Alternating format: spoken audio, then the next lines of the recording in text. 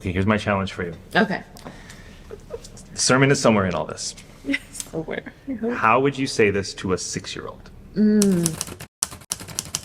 Okay, we're back. The season is still happening. The Word Made Fresh, Reverend Jim Keat, Reverend Adriene Thorne. We're talking about every week's upcoming narrative lectionary passage, and we are up to, we did Adam and Eve, we did Abram, and now we have... Joseph. Okay, we're making our way through Genesis in 3 weeks. In 3 weeks. We've skipped a lot, though, between Abram and Joseph. Go check out Bible in a Minute if you want to catch up. That's right. So there is a lot in this Sunday's narrative lectionary passage. It gives us a lot of little vignettes of a couple different chapters, starting with Joseph being sold into slavery. Well, first they wanted to kill him. And then he's like, Reuben was like, let's just sell him instead. And then they had to fake his death. And then we get the end of the story where the dad dies and they're like, what's next? Yeah. So what do you do with this text?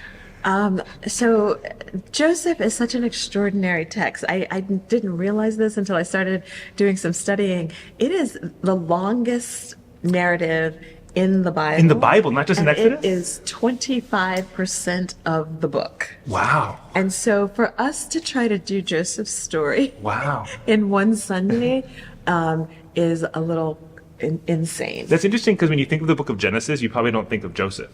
Yeah, you think of like Abraham and but maybe he the garden. closes it, Yeah, right? yeah. But it's so much Joseph. So much Joseph. And you're right, we don't associate him probably necessarily with Genesis. And so it's a big lift. It's going to be a really huge lift.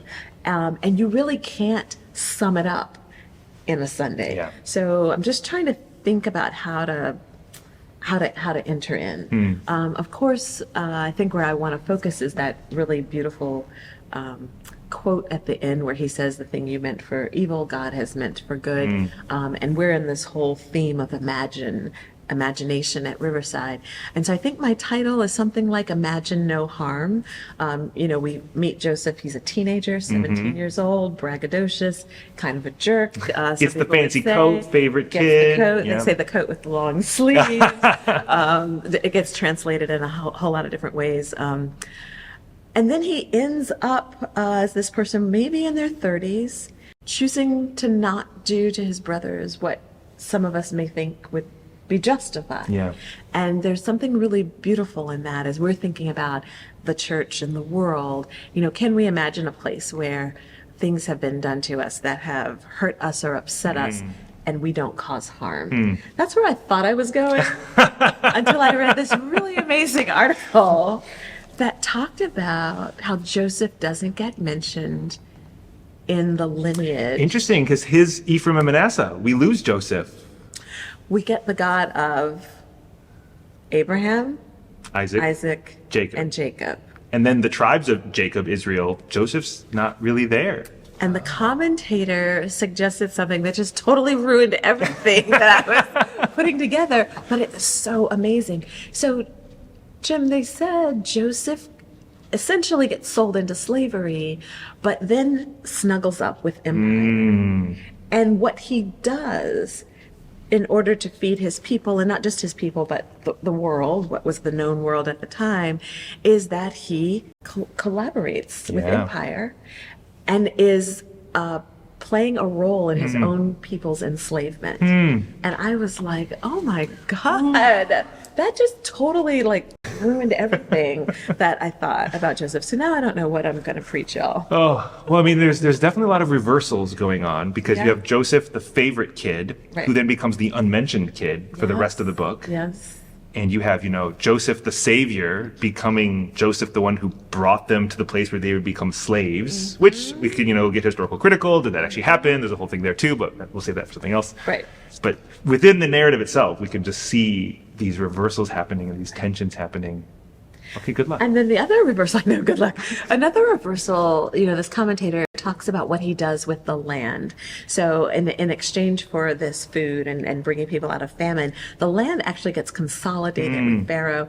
And we know what a big deal land is for his people. Yeah. And so for him to broker essentially a deal that feeds the people but disenfranchises them from the land is also problematic. And so this commentator is suggesting that's why he gets left out of the lineage. And it was really, I really had to sit with that. And I'm still sitting with it. And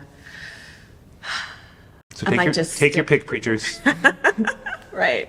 It's it's just a take that I've never heard before. Well, and it's interesting to think about Joseph the dreamer, because I was coming to this conversation ready to talk about imagine a church, Joseph the dreamer, and those who are shunned and scorned because of their dreams. Here's Joseph Right. dreaming, and his brothers are like, we don't have room Yes. for your big dreams. Yes. But then where do your dreams lead you, and what is the future you're dreaming of? And even the dreams he interprets of Pharaoh, which isn't in the text, but we know it's in the narrative, where Pharaoh's like, these 7 cows, fat ones, skinny ones. And so he's the one who can interpret them and divine what they mean. Yes. And so he's interpreting the empire's dreams in a way that is beneficial to him and empire. And like what?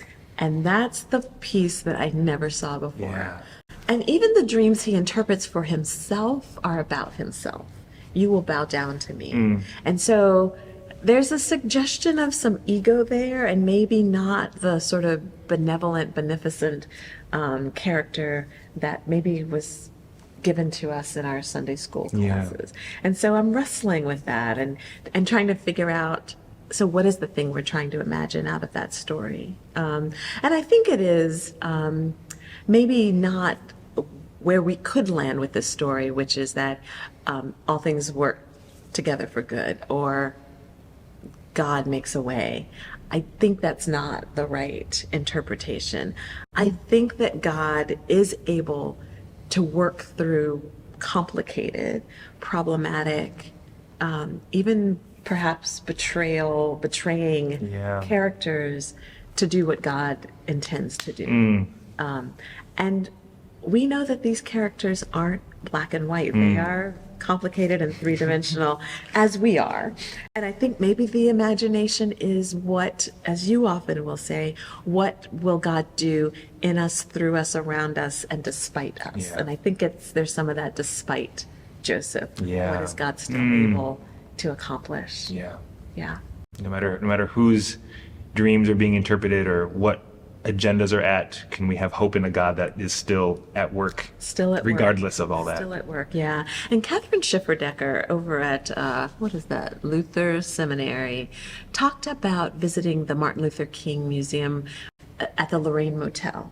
So you know that he was shot on the balcony there. But they have quoted from this part of Genesis at the museum, this whole idea about the brothers hating the dreamer and how they will kill him. And then the question is, what will happen to your dream then? And so it's so powerful, she said, that they use that quote, because of course you can kill the dreamer, but you don't kill the dream. Yeah. And even though it takes time out of the enslavement for God's plan to manifest, she was arguing, same could be true for Martin Luther King and the dream that he had for this nation and for its people. Yeah. We're still working on it, right?